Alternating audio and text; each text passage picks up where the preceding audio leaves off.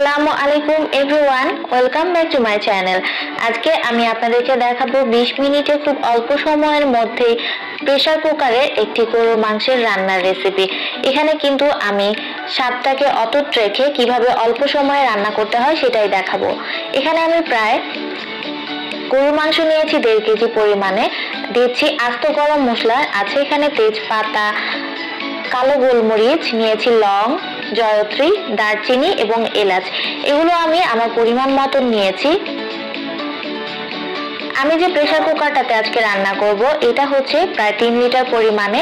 তো এখানে আপনারা মোটামুটি 3 লিটারের প্রেসার কুকারের ভেতরে প্রায় 2 কেজি পরিমাণ গরুর মাংস রান্না করতে পারবেন। এখন আমি বাটা মশলার মধ্যে দিচ্ছি পেঁয়াজ বাটা। এখানে আমি পেঁয়াজটাকে খুব মিহি করে বাটি নেই। তারপর আছে এখানে আদা পেস্ট, রসুন পেস্ট। এখানে আমি এগুলো 2 টেবিল চামচ করে নিয়েছি।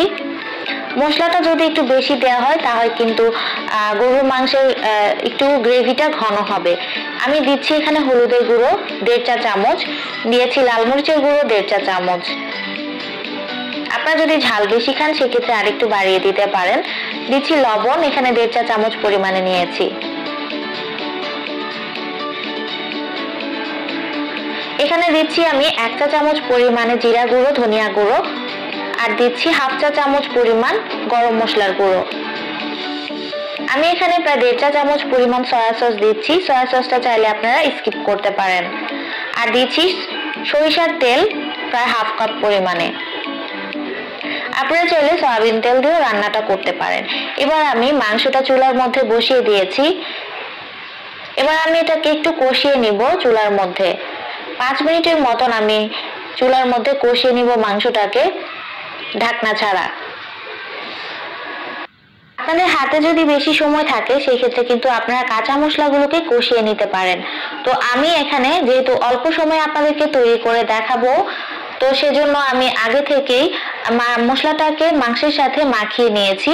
এবারে আমি এটাকে চুলার মধ্যে 5 মিনিটের জন্য কষিয়ে নিব। আমি কিন্তু মাংসটাকে ম্যারিনেট করে রাখিনি।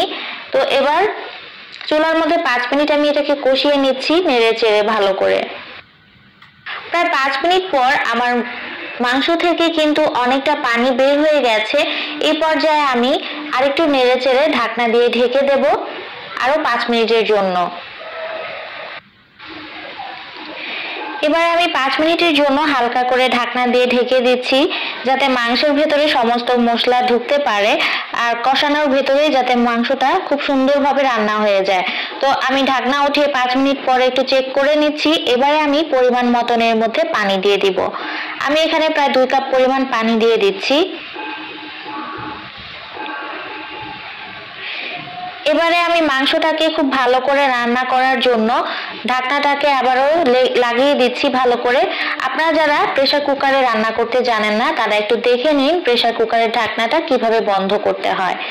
তো প্রায় 5 মিনিট পর আমার কিন্তু 4টা সিটি বেজে গেছে। এখন আমি এটাকে খুলে নিব। তো তার জন্য চুলার হিটটা বন্ধ করে দিতে হবে। তারপর আমি ঠিক যেভাবে করেছি সেভাবেই ঢাকনাটাকে খুলে নিতে হবে। এই পর্যায়ে আমার মাংস কিন্তু প্রায় 90% সেদ্ধ হয়ে গেছে। তো আপনারা যদি এই পর্যায়ে আলু দিতে চান সেক্ষেত্রে আলুটা এই পর্যায়ে দিয়ে নেবেন। আলু কিন্তু আগে দেয়া যাবে না, তাহলে কিন্তু আলুগুলো গলে যাবে। তো আমি এই পর্যায়ে আলু দিয়ে নিব মাংসের ভেতরে। মাংস কিন্তু আমার 90% সেদ্ধ হয়ে গেছে। এখন আমি মাংসগুলোর ভেতরে আলু দিয়ে দিচ্ছি। এখানে আমি প্রায় 3-4টা আলু টুকরো করে কেটে নিয়েছি। আলু দেওয়ার পর আমি আবারও নেড়ে চেড়ে দিচ্ছি। এই পর্যায়ে আর পানি দেওয়ার প্রয়োজন নেই, কারণ আমি যে 2 কাপ পরিমাণ পানি দিয়েছিলাম সেটা থেকেই সুন্দর রান্নাটা হয়ে যাবে। এবার আমি আবারও দিয়ে দিচ্ছি 1 চা চামচ জিরা গুঁড়ো আর 1/2 চা চামচ পরিমাণে গরম মশলা গুঁড়ো। আমি ধনিয়া গুঁড়ো এবং জিরা গুঁড়ো একসাথে দিয়ে নিচ্ছি 1 চা চামচ করে, আর সেই সাথে দিচ্ছি 1/2 চা চামচ পরিমাণে গরম মশলার গুঁড়ো। তো এবারে আমি আবারও নেড়ে চেড়ে ঢাকনাটা লাগিয়ে দিব আরো 5 মিনিটের জন্য।